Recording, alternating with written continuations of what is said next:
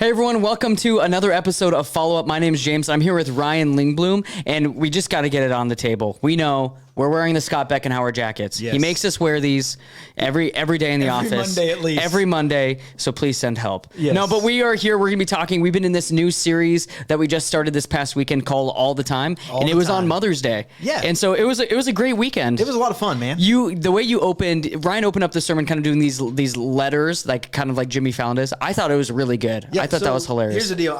I didn't get a chance to write my mom's Mother's Day card. My wife actually did. I was traveling, and so my wife actually wrote my mom's Mother's Day card. Okay. But the best part about this is my sister went to visit my mom over the weekend. Sure. And my sister forgot to write a Mother's Day card.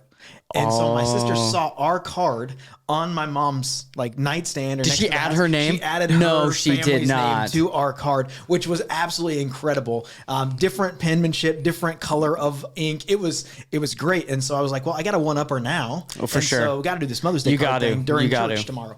So I sent that off to my mom yesterday, which is why if you watch it back, I roast my sister a couple times in that. You do just for that reason. That's like the lowest. That's the lowest of the lows, is just like writing your name. It's like going to a wedding, you just like take someone's card off, slap your own. Oh, that's all right, there you go. I've never done it. I do not recommend. No. I don't know if it's the lowest. The lowest might be when you just get lazy when you go to the card shop and you start looking for cards. Yeah. And you're like, well, they don't really have a card for you, and so I'm just gonna give you like the you've got a successful surgery when actually you got married. And just, scratch that out. Or even something else on there. Even when I get those cards and if there's no other writing in it, I'm like, oh, okay.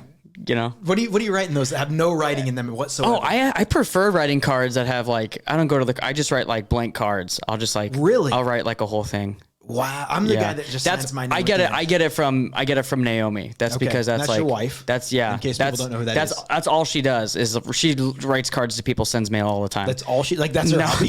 That's her full-time job. So she does that all the time. So I'm really used to just I'll write like 2 paragraphs about this. It's the worst when you have a lot of things and then you just spend hours writing. That's not my forte. It's not my favorite thing to do. But Naomi loves it, and she's great at it. I think she's a real words of affirmation person. But anyway, so we've been in this new series called All the Time, we've kind of been talking about this passage in the Bible, Matthew 22, where Jesus is approached and he's asked, what's the greatest commandment? And so that's kind of what this series is about, is kind of unpacking what does it look like to love God all the time.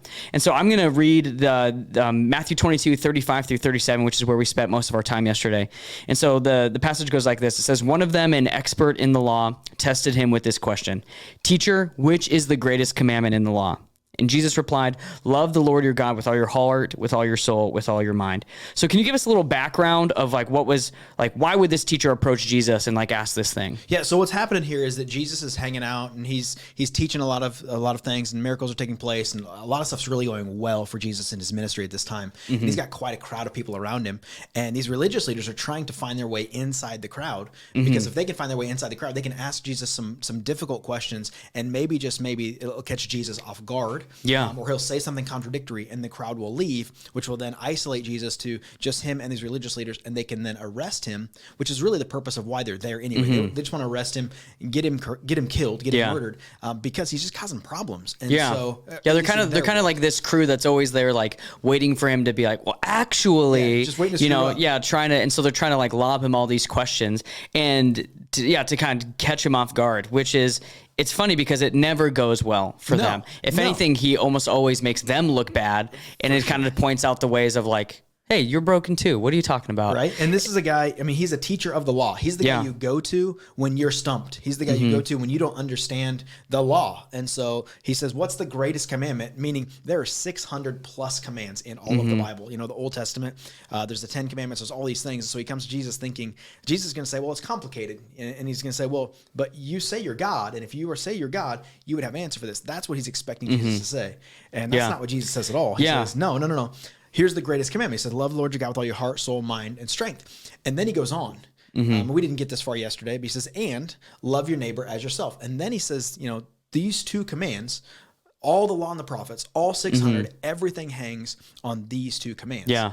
Meaning that we have to love God with everything we have, and we have to love others like we love ourselves. And it was an incredible Yeah, answer. And I really love that, because Jesus shows a lot of patience there. But that's the question that's asked, what is the greatest commandment in the law? That's a bad question. For sure. That's not even getting at the point of all of it. And so Jesus doesn't even stop and be like, that's a bad question. But he answers the question in kind of a way that's like, hey, all of the laws like hang on these two things. Right. Like almost even in a saying like that's the purpose of all of this is to love God and to love others. And if you can, that's the heart of the law. And so the question wasn't even like, hey, what's the purpose of the laws? It's like, hey, tell me what's the top of the checklist of all the legalistic things we can do? What's the most important thing? Because whatever you say is going to be wrong. Right. Because that's a bad question. But so yesterday we spent a lot of time in this idea of the condition of your heart determines the quality of your life. Can you kind of share with us a little bit about what you meant by that? Yeah, so the condition of our heart, we know this, like this isn't even a biblical term. Yeah. The condition of our heart determines the quality of our life. We can have a strong liver, we can have strong kidneys, we can have all of that. But if our heart isn't strong, like that's a big deal. Yeah. That's why when you go to the doctor, I go to the doctor, they immediately check your heart. They want to know, is your heart beating the way that it's supposed to be beating? Yeah. In the same way in our life, what Jesus is saying here is we've got to love God with all of our heart. With all of our heart, with all of who we are all of the time. And if we love him with our heart, that will determine the quality of our life. As we're loving him with our heart, our life will get better through that. Yeah. So that was the point that I was trying to make yesterday. Yeah, and I think some of what Jesus was saying in responding to that is also getting back to the point of him asking a bad question. Like, it doesn't matter what you do if your heart's not in the right spot. You can serve. You can, this plays a lot of sacrifices for your family. You can be someone who understands the Bible, reads the Bible, memorizes the Bible. You can be someone who gives sacrificially or gives intentionally. Like, you can do all of the right things and still be wrong if your heart's not in it.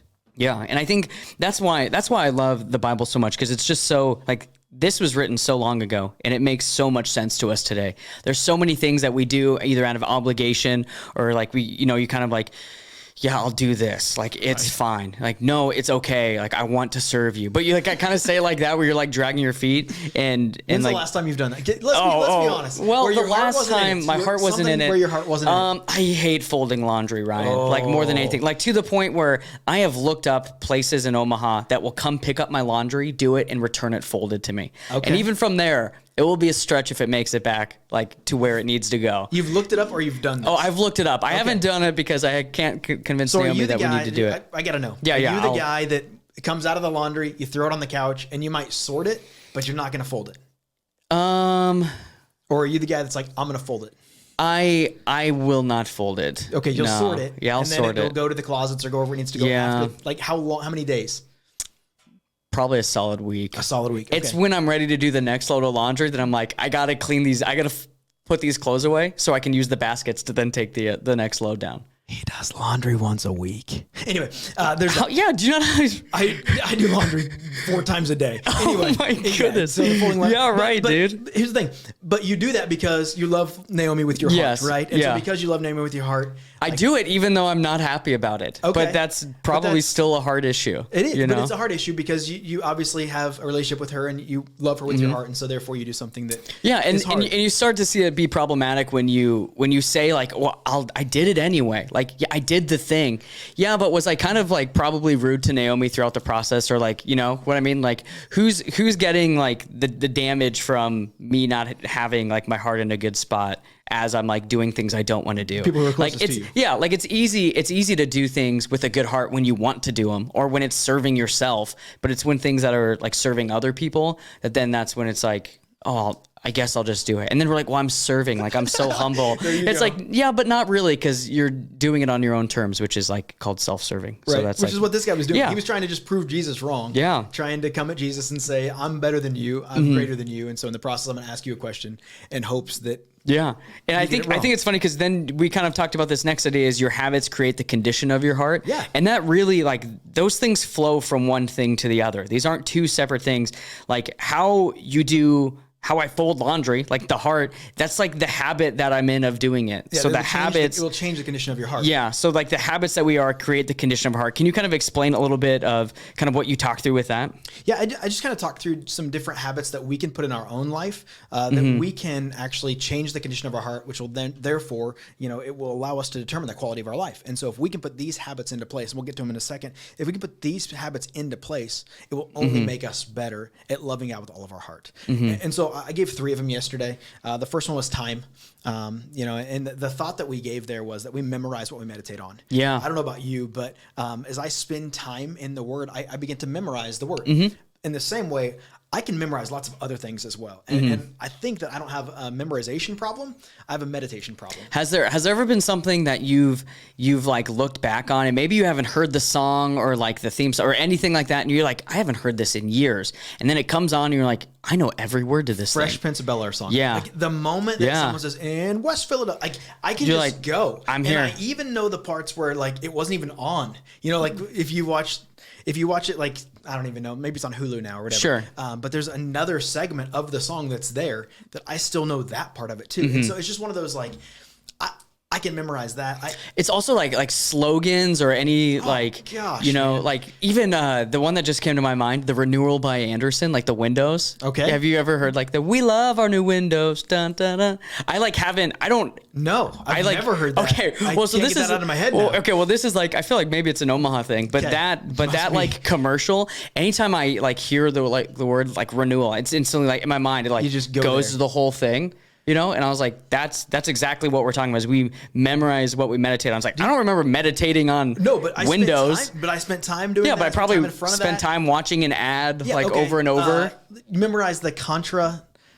Like, do you play Contra growing up? No, I did not. You never. Oh, okay. What's that? It was a video game. Oh no, I didn't. Okay, there's people I didn't play who many are watching video- this right yeah. now who the moment I said Contra were like up, down, left, right, A, B, like they just know this code that it was back in the day. Sure. Like I remember when I was maybe 8 years old and I knew this code that I can still anyway. Honestly, in that same vein, I spent so much time as a kid, like on this website, memorizing cheat codes for video games, just in Right? general, Yeah. and just being like, okay, this da da da da da da da. So like memorizing them, so then when I go to play, if I wanted to ever cheat, I could just use a cheat code, Right? and just Now like you're good use to it, go. You're good and to that's go. like perfect. And we memorize all sorts Yeah, of there's things. tons of And things. The funny part is like we say like I could never memorize scripture. But we memorize all this really, really dumb stuff. Yeah. And so why can't we memorize scripture? It's just a matter of time. Yeah, that's we've got to spend time. That's with one of the God. things that the Pharisees were actually really good at, is they spent time in the Word, and they had like the first 5 books of the Bible, and they memorized them full. Yeah. Like that's a lot of words to memorize, but that was like their thing, is that they meditate on it almost to a fault. Right. On the other end of the spectrum. So I love that you brought it. We memorize what we meditate on, and then the next thing you said is tell. We talk about what we treasure. Yeah, we've got to start talking about our love for God. By loving with our heart. We have to start talking about that, because I don't know about you, but I talk about things that I love all the time. Oh, yeah. I know you've got a new dog. Oh, yeah. You talk about your dog all the time. 'Cause I which is love her. awesome. You love Yeah. her. I talk about vacation spots that we go as a family. I talk about restaurants that we eat at. I talk about all sorts of things that we do that we love. And the challenge that I had yesterday was simple. You know, when's the last time you just talked about your love for God? And I'm not talking about in church. I'm not talking about at small group. But when was the last time you actually talked to somebody, whether it's a neighbor, a coworker, a friend? When's the last time you actually talked to somebody about your love for God? Yeah. And for me, that's a challenging and convicting statement for me to even Yeah. say, because we talk about we treasure, and if we're not talking about that, then we're not treasuring our love for God in that way. Yeah, I think there's a little bit of like nervousness that naturally comes in, because I think we're all naturally afraid of like, well, I don't know everything. I don't know all the answers. So what if my neighbor says something that I don't know how to answer? Right. Like, and that becomes like an obstacle, like a barrier to entry of we don't even touch the subject just because of that. because we don't want to do it, you know? And that's not, I think like a great place to start is just talk about how your life is different. Like, Right. how has God changed your life? What is like, yeah, how is your life better? What were you like and what are you like now? And you don't have to dwell on all the things. And even if someone asks a question you don't know how, like, that's a great question. I'm going to go try to figure it out, and we can like walk through this together. For sure. I think at the same time, though, if your friend is talking to you about how much they enjoyed the chicken Alfredo they made the night before, Oh, yeah. and you're pretty disinterested in that, and you talk about your love for God, and they seem to be disinterested in that, like it's sames. Mm-hmm. So you might as well just throw it out there. Like you don't care about their chicken. Maybe you do care about their chicken Alfredo, but I don't. And so like when I'm in a You heard it conversation- here first. Ryan does not I care do about your care cooking. chicken Alfredo. But if they seem disinterested, you've heard plenty of stories of things that they treasured that they might be disinterested as well. So I don't know. Yeah, that's good. And then the last thing you said is trust. We are transformed when we trust. Can you kind of open this up for us? Yeah, so for me, I'm someone who as I love somebody more and more, trust is a critical component of that. It has to be a critical component. As you love somebody, you have to trust them. You have to trust them with all sorts of things in your life. And so I used an illustration yesterday of cleaning out the garage. It was my wife's birthday a couple weeks back, and all she wanted to do on her birthday was clean the garage. Hey, you know what? If that's what you want. You know what? I love you, and so let's do this together. And so we cleaned out the garage together on that day, because the purpose of the garage, I don't know if you know this, James, the purpose of the garage is to park a car in it. And we're still trying to figure out that purpose. We have all sorts of other things. We moved a little while ago, and so we've still got boxes in there. We've still got paint cans. We've still got tools. We've got all these things in the garage. And the purpose of the garage is to park a car in. And in the same way, what God wants to do with our heart is his purpose is to take over our heart, to fully live in our heart. And we've got to trust him in that. He's not just going to move some things around, because we can have some things that will clutter up our heart. Whether that's the things we meditate on or things we do, or whatever it looks like in our own life, we'll have things that will clutter up our heart. And God wants to come in and reside there. Yeah. He wants to come in and live there. And if it's full of all this other stuff, then there's no space. For If sure. we don't create margin in our life to make that happen, then it won't happen. Right. It's not something that just happens because you want it to, or Yeah, a it's new not a year want starts to. and you're like, I'm going to get back into it. But if there's no space in the garage, then it's you not going to gotta clean happen. it out. But the dying question that everyone listening has is, did you clean that garage with a happy heart, with a serving heart? I did. good We're for giving you. away so many things right now, and so it's beautiful in my house right Just now. like cleaning everything out. We're getting rid of everything. The beef I have with garages is I think they all need to be 2 feet wider on every side. It like perfectly fits 2 cars and nothing else.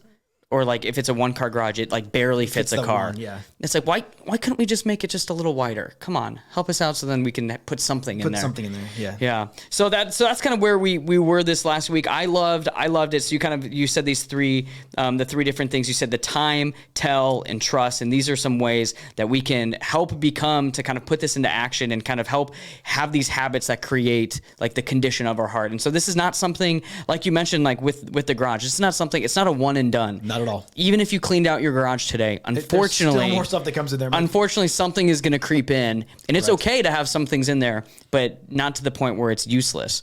And so if we keep, you mentioned yesterday, if we keep coming back to these things and kind of continue to recalibrate our lives through this lens, that this is how we begin to have habits. So this is not a one fix all. So where are we headed with this series all the time? We're gonna continue in this question. When this guy asked the question, how do I what's the greatest commandment of all? Jesus said, love the Lord your God with all your heart, and then he said with all your mind. And so this next week we're gonna talk about mind. Scott's back with us this week. I'm excited sweet. about that, and so he's gonna talk through what does it mean to love God with all of your mind. And so that's where we're headed. Awesome. Well, thank you everyone for joining us today for this episode of Follow Up. We'll be back next week as we talk through what it looks like to love God with all of our minds. So we hope to see you there. See ya.